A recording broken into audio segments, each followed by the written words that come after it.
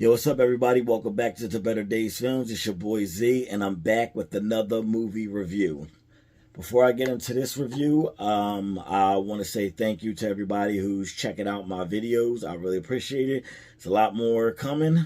And I'm also going to drop the links to my social medias, my TikTok and my Instagram. You can follow me on there to be, updated when I do drop a movie review or, a trailer reaction or something. Drop the links for my TikTok and my Instagram down in the description. And I'm also going to put the links to the last two videos that I did, which was the new Super Mario Brothers movie review, and I also did a video explaining how I started doing movie reviews, how To Better Days Films, YouTube channel started. So definitely check those out. Like I said, I'll leave the description for all that. I'll leave the links for the description. Look, I can't talk today. I'll leave the links for those videos in this description. But anyway, let's get to the movie review. Today we are talking about and reviewing the movie Dumb and Dumber, starring Jim Carrey and Jeff Daniels. Now, it came out December 16th, 1994. Their budget was $17 million, and the box office was $247.3 million. This is actually one of my favorite Jim Carrey movies. It's really up there. Of course, it's not my, my top favorite Jim Carrey movie of all time, but, it's up there. I think there's a lot of good comedy in this, and Jim Carrey and Jeff Daniels played the characters so freaking good. Like, this is a classic Jim Carrey movie. And, okay, Jim Carrey plays Lloyd Christmas, and Jeff Daniels plays Harry Dune. And pretty much the story is about Jim Carrey is a limo driver, and Jeff Daniels works for a grooming company. He has this truck decked out like a dog, and he has the costume, so he takes the dogs to their shows and all that stuff like that, keep them groomed and stuff like that. And Jim Carrey picks up a woman named Mary Swanson, played by Lauren Holly. And he instantly, when she opens the door, she instantly gets a crush on her. He takes her to the airport, and meanwhile, like I said, this movie is called Dumb and Dumber, and he's asking some pretty dumb questions. He's like, "Why are you going to the airport? Flying somewhere?" And she's like, "How did you guess?" It's pretty much said, he saw her luggage and her ticket. He like, I put two and two together. So he takes her to the airport, and she ends up leaving a briefcase behind. And there's two goons that play in this movie that were following her and was like, she's going to leave the briefcase right by the escalator. So we're going to pick it up. They're going to pick it up after she drops it off. Well, Jim Carrey is leaving, and he sees her walking through the airport, and he's like, "Goodbye, my love." He ends up crashing. And he sees, the airbag comes out, and he sees that she left the briefcase behind. So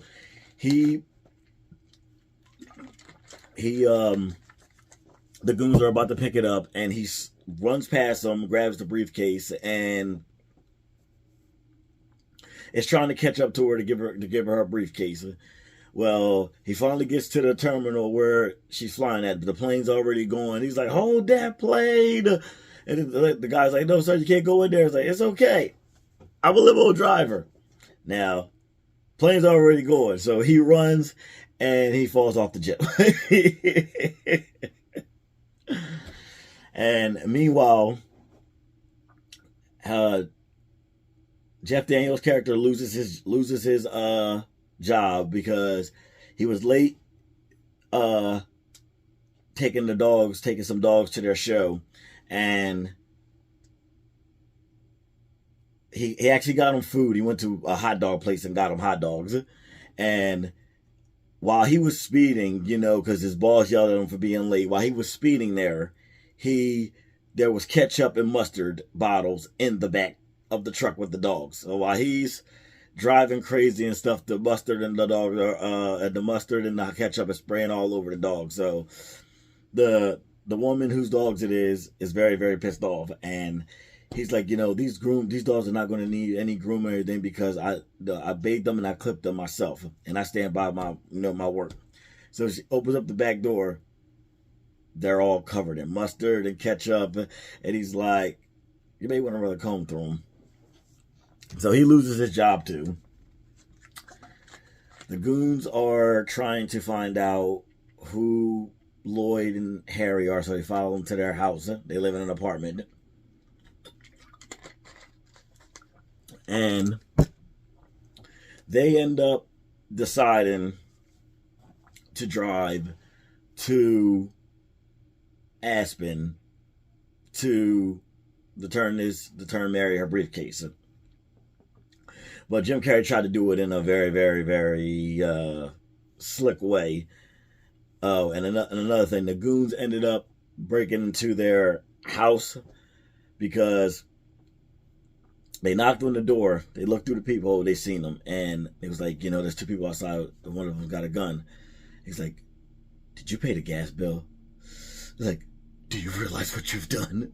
So they hightail out of the apartment. They climb out the window. They break in, and they're looking around, and they're like, the briefcase not here. They must have took it with them. He's like, maybe we should trash the place and leave them a message. He's like, I don't think they're going to get that message. I mean, the guy's got worms in his living room because Lloyd and Harry are saving up their money to open up their own pet store. It's going to be a worm store selling worm farms. So they have a parakeet in their house, and one of the goons snaps his head off.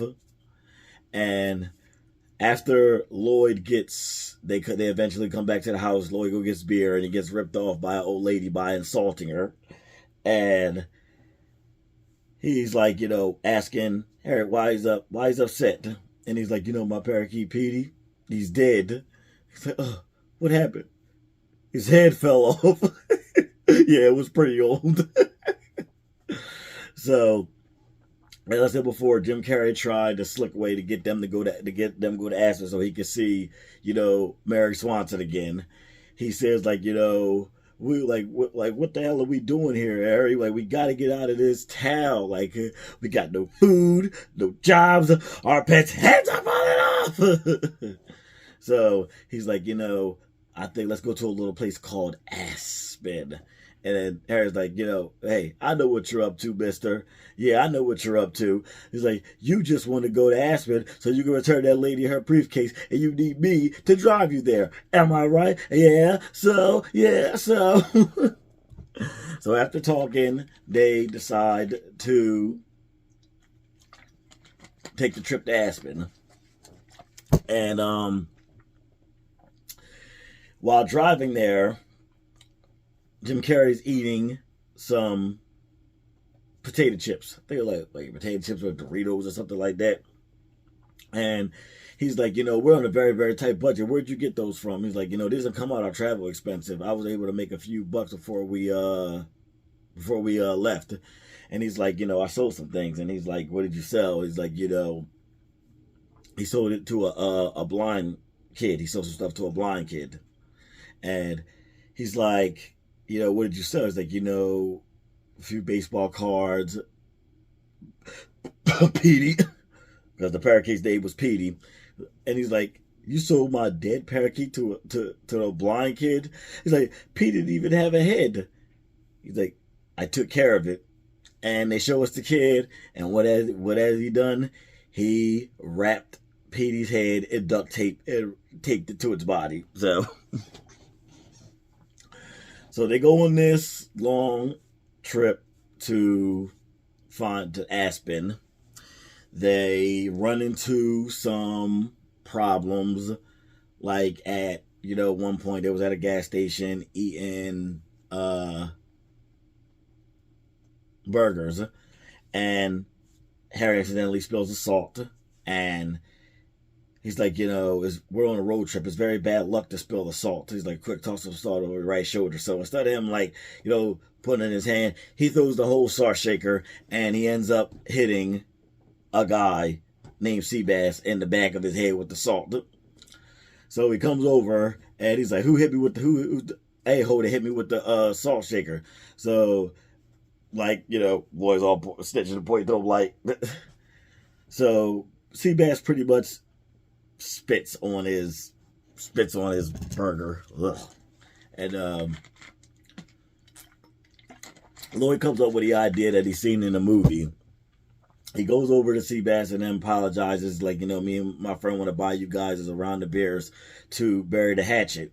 But when he went over to the cashier, he said, you know, Seabass and the guys offered to pick up our check. They said just put it on their tab. And she's like, Seabass said that. He's like, well, if that guy over there is Seabass, and Seabass is going like this because, you know, he thinks they're pointing to himself because he thinks that, you know, the beers is coming to him. So she's like, okay, if that's what Seabass wants. So, you know, Harry also grabs Candy magazine, like, put this on there. And she's like, you got it. So they all tell it out of there. And of course, Seabass and them come running out looking for him. Like, oh, kill those sons of bitches. So Lloyd explains, like, you know, where he came up with the idea. He's seen it in the movie, and then, like, you know, so we do, you know, get a guy to pick up his tabs and get away scot-free. And he's like, no, they catch up him a mile down the road and slit his throat. So, right after that, another thing comes up. Lloyd has to pee. And after the movie thing, that what they just did, Harry doesn't want to stop. So he starts peeing in beer bottles, and he's peeing so much that he's filling up like every beer bottle. Every beer bottle. It's like Harry would end up holding 4 bottles, and he's like, what are you, a camel? So a cop on a motorcycle ends up pulling them over. And he sees the booze, and he's like, you know, it's illegal to have an open container of alcohol in the state of Pennsylvania. So he's like, give me that beer. So they try to stop him, and he's like, keep your mouth shut if you do what's good for you, pal. So he ends up drinking it, and it was Lloyd's pee. They're like, tic-tac, sir. It's like, get the hell out of here. And starts throwing up.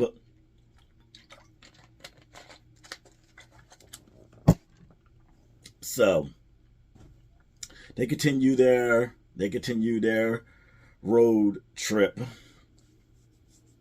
The goons are, you know, following them, and they stay up in a couple's hotel, and they're naked in the hot tub together, and which is, you know, kind of weird. Well, no, kind of. So that's when you find out a little relationship backstory about Harry. He was with, you know, he thought he was going to end up with this woman named Feder Felcher, and he tells, you know, about they thought they was going to be together forever, and then, you know, he's like, you know, they broke up, and, you know, he also thought that she was seeing another guy, but then, you know, Lloyd has this, like, you know, really weird look on his face, like nervous look, like, you know, he had something, he knows something, or has something to do with that. But in the unrated version, you hear, the whole time they're talking, you hear a couple getting it on in the other room, and, like, Lloyd has, like, a cup. It is, like, listening. So, one of the goons that they was after, the goons that's after them, pretends that, you know, that the car is broken down. He tells the other one, you know, get in the car once they pick me up and follow us. They pick him up, and they're annoying the whole time, and he can't take it. He gets to a point where he's about to shoot him, and then he puts his gun away because they see somebody else on the road. It's like, those people need a ride too. Pick them up. So they go out they stop for lunch, and it's this really, really hot, like, it's a food place that has really, really hot food, and they have peppers, really, really hot peppers. So Lloyd and Harry eat one as a challenge, and they are like, it's not so bad, More tangly than hot, and they just lose it because it's that hot. Start taking the mustard and ketchup, slamming on the tater, squirting it up like. So you find out that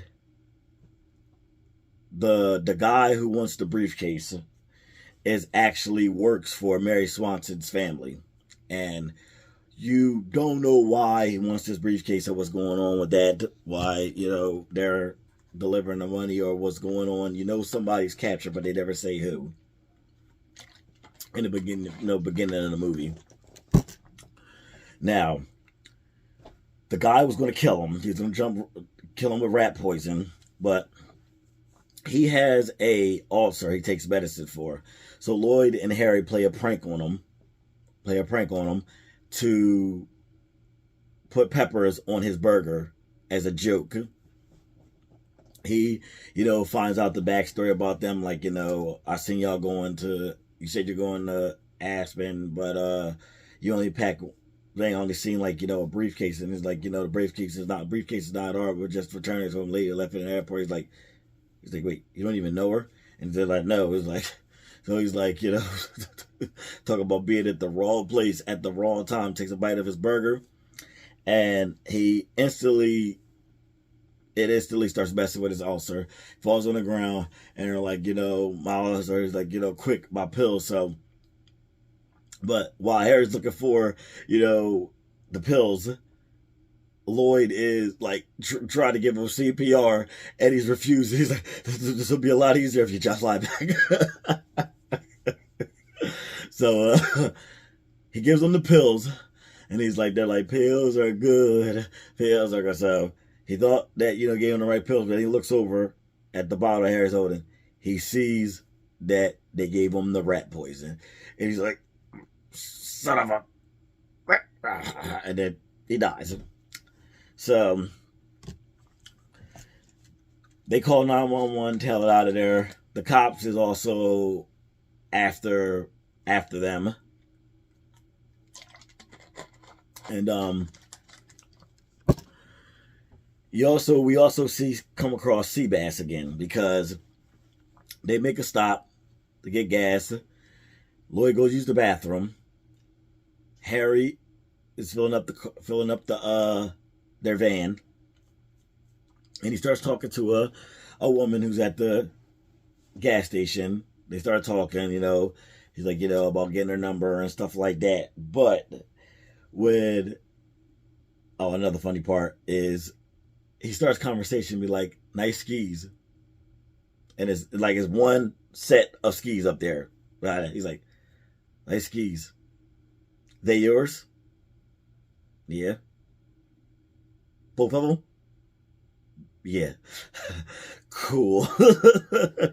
So he's not paying attention, and he starts, because he's, filling up his own van with gas, and he starts letting it leak out, and it ends up leaking all over his leg. Well, while they're talking, the woman she's lighting up a cigarette. He's like, oh, no, allow me. He's like, here we go. So he lights a cigarette, and as he throws it, boom, lights up his foot.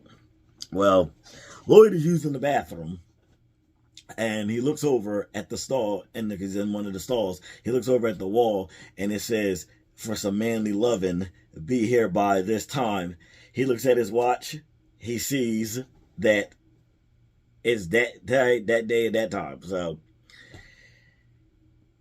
he locks it. He starts hearing somebody walking in. They bust down the door, and it's Seabass. So Harry, like I said, Harry lights his foot on fire, ends up running into the bathroom, and he's trying to get in the stall, and it's locked, and he busts his way in, and he ends up knocking out Seabass and sticking his foot in the toilet, to get the fire out on his foot. And he notices Seabass knocked out. He notices Lloyd on the ground sucking his thumb. Well, Harry ends up switching places with Lloyd so they can, for driving, and Harry goes to sleep. Well, while they're driving, Lloyd starts messing with Harry while he's sleeping, covering up his nose. Well, he wasn't paying attention to the road, and he missed the turn he was supposed to take for Aspen, to get to Aspen, and he ends up going the wrong way. He wakes up Harry, and they realize, I wish, the Rocky Mountains to look more rockier than this. So they end up having a fight because he's like, we ain't got enough money to eat. We ain't got enough money to sleep. You went the wrong way. You went the wrong way. So Harry decides to walk home. He's like, I'm walking home. So Lloyd eventually catches up to him on a hog, like a little mini motorcycle, little scooter thing, and he sold the van to somebody back in town for the little mini moped motorcycle, whatever you want to call it, the hog. That's what they call it in the movie. So he's like, do you still want to go to Aspen? And he's like, Lloyd, when I thought you couldn't be any dumber, you go and do something like this and totally redeem yourself. They get on the moped. They drive to Aspen. They finally get there, and they're like, let's get delivering the briefcase. If I know Mary, well, I think I do. She'll write us right in for tea and scrumpets. So he's like, that sounds like a good idea. Where does she live? I don't know. So they try to look her up in the phone book, but he also can't remember her last name. He looks her up, and they can't find her. So he's like, what do we do now? They're outside in a park somewhere, and like I said, it's Aspen, so it's cold as ever. There's snow around. They end up having a fight because Lloyd had an extra pair of gloves on, was wearing an extra pair of gloves while Harry's hands was freezing. They were sitting by like a fire inside of a barrel. And he's like, I can't feel my fingers. They're numb. He's like, maybe you should wear these extra gloves. He's like, you had extra gloves this whole time? He's like, yeah. So he's like, I'm going to kill you. I'm going to kill you. He's like, you know what? I'm going to do something I should have thought of a long time ago. He grabs the briefcase. He's like, I'm going to toss this damn curse right into that damn pond. So while they're fighting, he throws the briefcase, ends up coming open. And you see it's a briefcase full of money. They take the briefcase of money, saying that they're going to let's borrow a little from the briefcase, and, they'll keep track of everything with IOUs. Whatever they do, they'll pay back. So they go get the most expensive, stay at the most expensive hotel to get the most expensive room that royalty only stays in. They buy a really expensive car, really expensive clothes and all that. They're tipping the, bellboys, they want to call them, like crazy. They're in their room, their hotel room, watching something on TV that you're thinking is a movie. They're crying. They're using the money to wipe their tears and blow their nose. And you kind of find out that they were just watching a commercial. They were crying over a commercial. Well, they see Mary in the newspaper and see that she's having a ball, like an event. So they go get, ready, trying on different suits, tuxedo. They don't like them. And you see some really crazy things like Lloyd doesn't cut his toenails, so his toenails are like long as crap. Lady's trying to follow him. They get to a point where she starts using like some kind of sander to get down his toenails. So they get their outfits together. They go to the event, and they eventually run into. They see Mary, and he's like, go over there and talk to her. So he's nervous. He's like, she's gonna think I'm some kind of psycho, freaking see how far I came just to see her. So he's like, Harry, why don't you go over there and introduce yourself, and then that way you can bring me in. So he goes over there, talks to her. Harry goes over there, talks to her, and at the same time, he tells a little joke, but Mary's family comes up and it's like, introduce me to your friend, and it was like, we just met, and then she's like, why don't you go out with him? Like, get out the house, go out with him, instead of like, Harry continued, to bring Lloyd over. He gets a date with Mary, and then he lies to Lloyd and say, I got you a date at a bar. So Lloyd goes to the hotel bar, and they're not open yet. And he's like, I'm meeting someone here. You mind if I wait at the bar? He's like, sure. So Harry goes on a date with Mary. They go skiing, and Harry doesn't get to ski because he sees frost on the ski lift. He decides to stick his tongue on it, and his tongue got stuck. So he's sitting on the ski lift, going back and forth, and the people are just letting him. And he ends up going on another ride with some kids, and the kid, he's like, "Hi there, hey kid, you want to happen to have a couple of was it?" So Mary ends up seeing him stuck to the pole. She comes over and she pulls his head and rips his head off the pole. They build a snowman. They do a little playing around and stuff like that. Meanwhile, Lloyd is at the bar waiting for Mary, and he's like, he asks what time it is, and it's way past the time that she was supposed to be there. He's like, I just thought it was really, fast.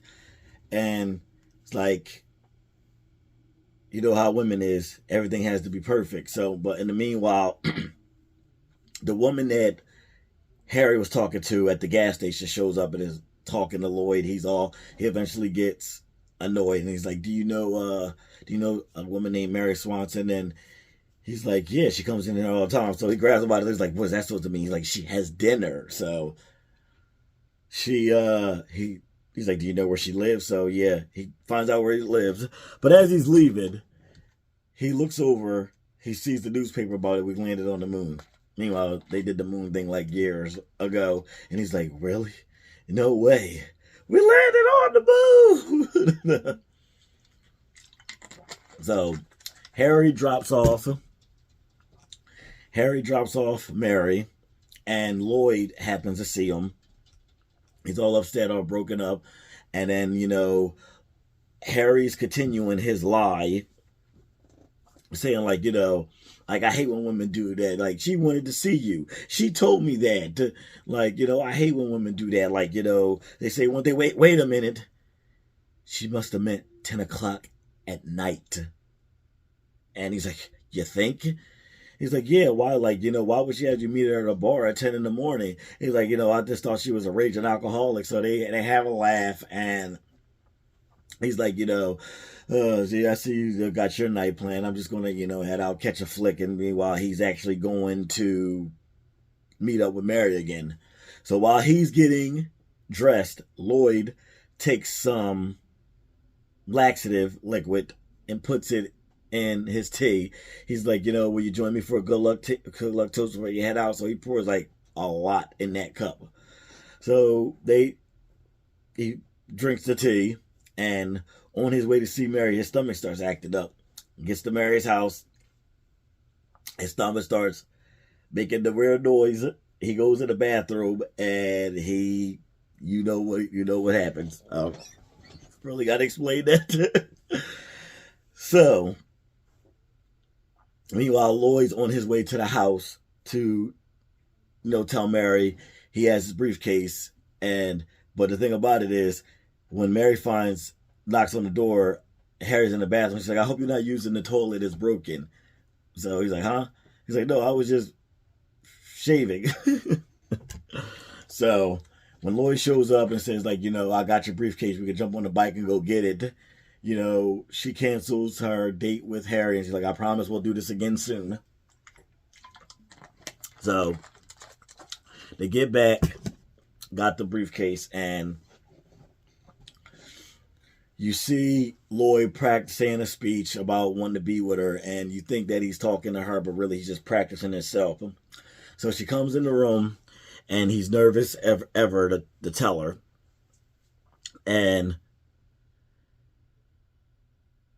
he doesn't know what to say. He's like, he tongue twisted the words, like, I definitely want to make love to a schoolboy. She's like, maybe I should go. So he pretty much said, what does a guy like me have a chance with somebody like you? And she's like, not good. He's like, you're telling me there's a chance.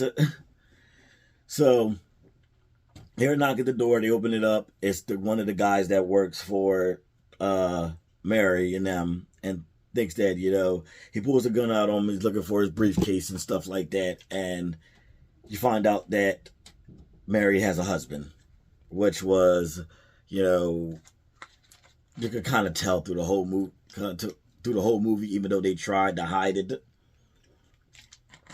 So eventually Harry gets back to the room, and the woman from the gas station in the bar shows up. I was like, Harry, you never called. So Harry comes in and is like, I have a confession to make. Oh, good, you found her. I'll leave you two alone. So they're handcuffed to the bed, and she's like, how do you two know each other? She's like, I thought we were friends. And, he's like, you knew I was crazy about her. It's like, you knew I was crazy about Fate of Felcher, but I didn't stop. You did it. And it was like, oh, what do you mean? What do you mean? And he's like, oh, save it. Fate of Felcher told me the whole story, Mr. French Tickler. So he's like, Harry's like, you know what, tells the guy, shoot me. Me and Mary had a fantastic time on our date. She touched my leg, and then Lloyd's like, okay, kill him. So shoots him, and he's like, you shot my best friend, you bastard. So then all of a sudden they go to shoot him. Harry gets up, and he has a gun, and he's like, you're alive. You're a horrible shot. So eventually the police bust in, arrest him, and he's like, Harry, what's going on? Your name is Harry, isn't it? So he explains that this whole time, the woman from the gas station restaurant was, FBI, and she told him the story in the lobby, slapped the bulletproof vest on him, gave him a gun, and he's like, what if he shot you in the face? He looks at her, what if he shot me in the face? He's like, that's a risk we were willing to take. So there's like, the last goon gets arrested with the guy who was behind the whole thing. And really happy ending. It was like, she was worth the trip. All of a sudden the cop car pulls up. It's her husband. And she's like, I want you to meet somebody that's very special. And he's like, will you meet him? And he's like, yeah. So, but he's got a gun, and Lloyd's like, die, your husband dies. He was just daydreaming, but he's like, this is my husband Bob. He's like, it's so good to meet you. So yeah, she's married, and they are traveling back home. Their bike, the cops took the car. Their hog motorcycle thing broke down, and they're walking home. A bus pulls up with a bunch of bikini models in it, and they're like, we're looking for a couple of oil boys to oil grease us up for every show. And he's like, you're in luck. Like, you know, there's a town about this many miles away. I'm sure you'll find somebody there. So they're like confused. They get back on the bus, and Lloyd's like, do you realize what you've done? So you think that, you know, Lloyd is running after him to like say, hey, take us. Even my mom's like, you know, Lloyd's like, you know, what the hell you think about? I'm going to go have me a good time. And he's like, you have to forgive my friend. He's, you know, a little slow. The town's back that way. So the bus drives off. It's like, you know, those couple lucky guys gonna be driving with those girls for the next couple of months. He's like, yeah, we'll get our break too. Just gotta keep a lookout. So they start walking back home, and the credits come up, and the movie goes off. Oh wow, only went 35 minutes, but yeah, this is a classic Jim Carrey movie. I can watch it all the time. Now, what would I rate this movie on a scale 1 to 10? The movie does have its problems. Like I said, it tries to hide the fact that Mary is married and has a husband, and they kind of do a terrible job at it because her family is forcing her to go out, you know, saying like, you need to get out the house and you're like, you know, go out. And she never says like, you know, my husband is missing. Why would I even thinking about going out with somebody? So it's like they try to hide it, but they do a bad job at it. So I would give this movie on a scale 1 to 10, I would say a 7.5. 7.5. Like, it does have, like I said, it has a lot of comedy in it, a lot of dumb moments, and you're just looking at Jim Carrey and Jeff Daniels like, I can't believe they're that dumb. But is there anything else I want to cover? Now, I know there's a sequel, and I never watched the sequel because I heard how dumb, you know, it was. Like, it got a lot of rants on YouTube. So I may watch it to get my own take on it for my channel. Well, we'll see. But is there anything else I want to cover? No, I think that's about it. Then almost 40 minutes. Didn't mean to go that long, but thank you anybody who watched this video. Got more reviews coming up. Please like, subscribe to the channel, and also leave a comment. If you've seen this movie, tell me exactly what you thought about it. Tell me if you didn't like it. What's your take on Dumb and Dumber? Please like, subscribe, share the video, and I will talk to you guys soon. Peace.